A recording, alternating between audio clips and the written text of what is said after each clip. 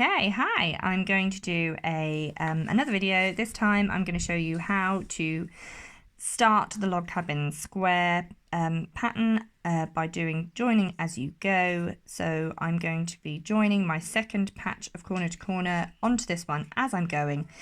This part is 4x4. As you can see, my second part is going to be 8x4. So it's going to come across here 4 and it's going to go up 8. So that is what I'm working towards. Now, I always attach my yarn for my second section where I started my first section. Now, this is where I first started. You can tell because it's got a nice big gap down there. So it just is less likely to unravel. So this is why I always start here. You'll have to excuse if you can hear the kids in the background. I'm not a professional video maker. This is just me doing my best to try and explain this to you after my very rambly first video. So I'm going to get my yarn and I go through that gap and I'm going to pull it through. Amelia is literally stood right beside me eating a Ritz cracker. Do you think maybe you could go sit down with that puppet? It's quite noisy. So I pull it through. Now what I do to make sure it stays where I want it to be is I wrap the yarn, I kind of twist it around itself, so that it doesn't just come unraveled. So I twist it round and then I start my 6 chains. So as when you're doing normal corner to corner, you chain 6, 2, 3, 4, 5, 6, and then you work into the 3rd chain from the hook. So I'm doing trebles. Probably should have picked a different yarn. It's not too hard to see. Right, so I'm going to treble into the 3rd one. So you can see 1, 2, and 3. So I'm going to do 3 trebles across, 1, 2, and 3. Now the first one normally comes out a little bit gappy.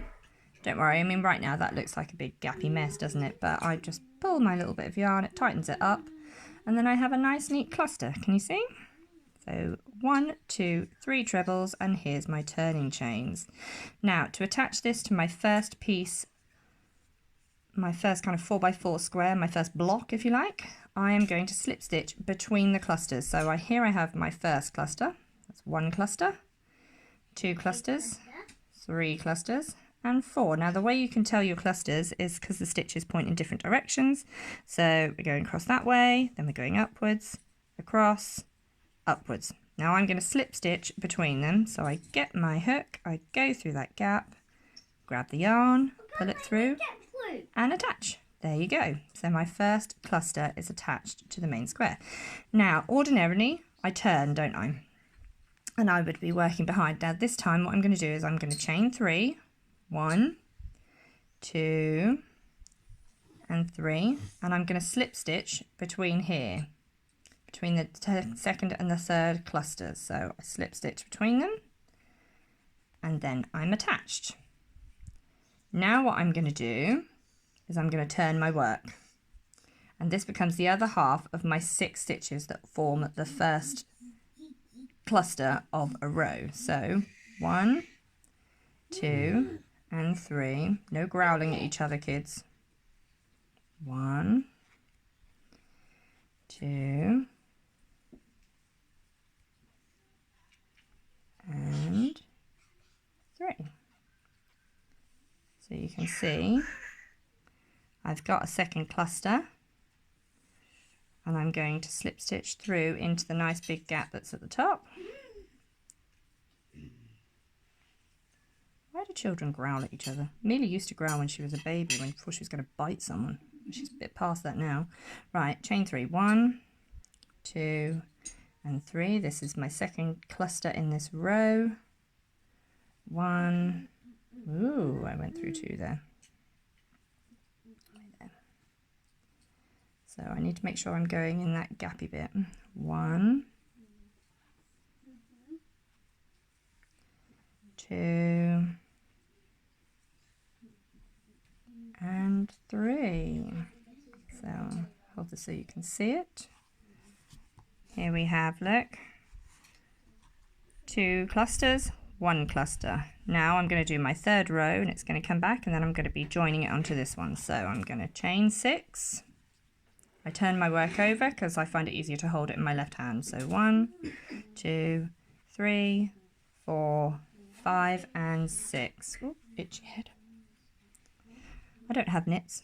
Actually, I was talking to Mark about the fact that knits should be eradicated given that there's no one at school. Bet they won't be though. Right, I'm going to treble into the third one across. So 1, 2 and 3. So here we go. Here's a treble. 1, 2,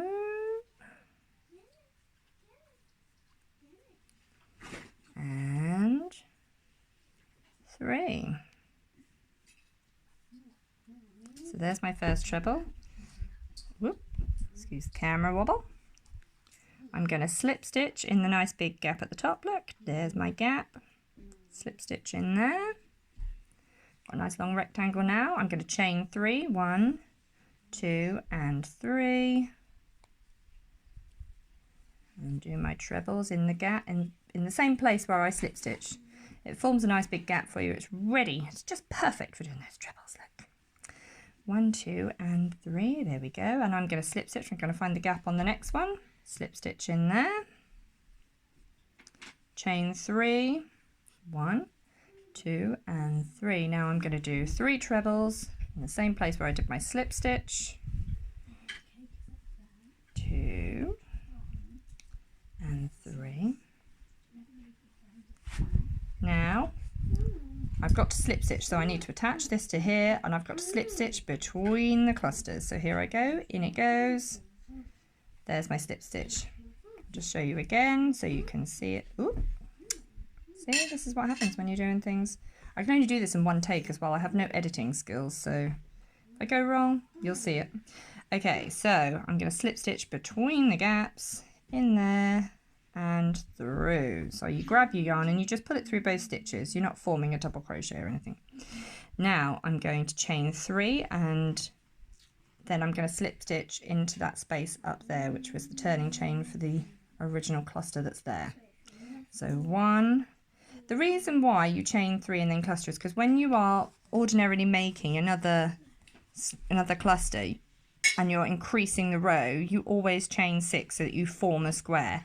Now I can't just chain 6 and then try and attach it. I need to do it that I chain 3, attach it in, and then I chain 3 again, so I make that 6 chain for the first bit of the cluster. So 1, 2 and 3. Now it looks a bit funny on this one.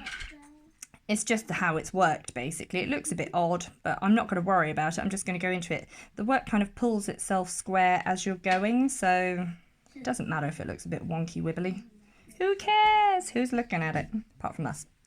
Okay, so I chain my 3, I slip stitch it in, turn my work so that I can see where I'm working, because I'm going to chain 3 and then I'm going to work back under here. So chain 3, 1, 2 and 3.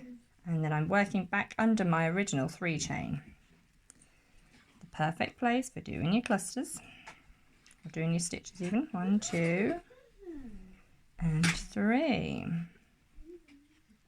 If it goes a bit squeaky, I apologise. It's very hot today, and yeah, my hands are a bit sweaty. So I've slip stitched in. I'm going to chain 3, 2, 3. I'm going to do 3 trebles in here. 1, 2 and 3. Excuse the sound of toys. That is part of a set that Mealy got for her birthday yesterday. She got a Sylvanian Family Schoolhouse. 1, 2, 3. 1, 2, 3. I like the fact that with corner to corner crochet you're always working in 3s. Now you can see I have got here 1, 2, 3 trebles, so I need 1 more in order to make this a 4x8. So I'm going to create a treble and then it's going to be technically a decrease, but I'm just not making it any bigger after this. So here we go. Let's do our last treble on this row, or last cluster, sorry. 1, 2, 3. Oh dear me, camera wobble. I feel sick after this. It's on kind of a stand on my coffee table. I don't know how other people do it. They probably have like proper tripods. I do not. Right, so 1, 2, 3. So I've got 1, 2, 3, 4 clusters. I'm going to turn my work and I'm going to slip stitch back up here. So turn my work and I go 1 slip stitch. Slip stitch is literally just putting your hook into the hole, into the previous stitch or whatever, and then grabbing the yarn and just pulling it through both your loops. So you're not creating a stitch, it's not getting any bigger or taller. It's just making it so that you can keep on working without snipping your yarn, because you could, in theory, snip it off and reattach, but oh my god, can you imagine the end? It would be horrific. So I slip stitch 3, I'm going to chain 3, 1, 2 and 3. Can I do it in just a minute? Yeah? Olivia wants me to put a dress on her hedgehog. I will do it in just a second, okay? Here's a hedgehog. Trying to take it off. Oh, you're trying to take it off. Oh, here you go. Look, I'll show you guys what I'm doing. Here's a hedgehog. Here's a dress. Da da da da. Da da. She's naked. Look at that hair. Woo! She's impressive. We like Sylvanian families in this house. Anyway, I digress. So, camera wobble. Okay, so 1, 2, 3. That's my first treble, right? I'm going to carry on working up to the end of this row rather than talking through each stitch. I'm sure that you guys are aware of how to do corner to corner now. And if I get to the other end, then I can show you how I carry on. 1, 2, 3. Sadly, I can't kind of speed it up. It's only just real time. Because the only reason I want to show you the next one at the top here is because I'm not decreasing. So in theory, I could just do it like another 4x4 square, couldn't I? But I'm not going to. I'm going to continue on because I want this to be a 4x8 square, which then means that you start to see the shape that we're going for.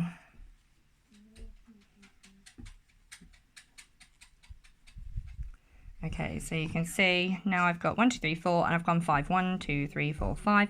I'm going to grow another one and come down, and it's going to keep going until it's up, you see? So that is how you join to one side when you're doing join as you go crochet. I'm going to carry on with this, and then I'm going to do another video of how you join it when you've got 2 sides to join to. 2 sides, which I can't remember which way is swearing, so I probably oughtn't to do that. Anyway, here we go for the next one. I hope you enjoyed the video. If you did, please like it and, I don't know, do whatever you do. I'm going to put this on YouTube, so subscribe.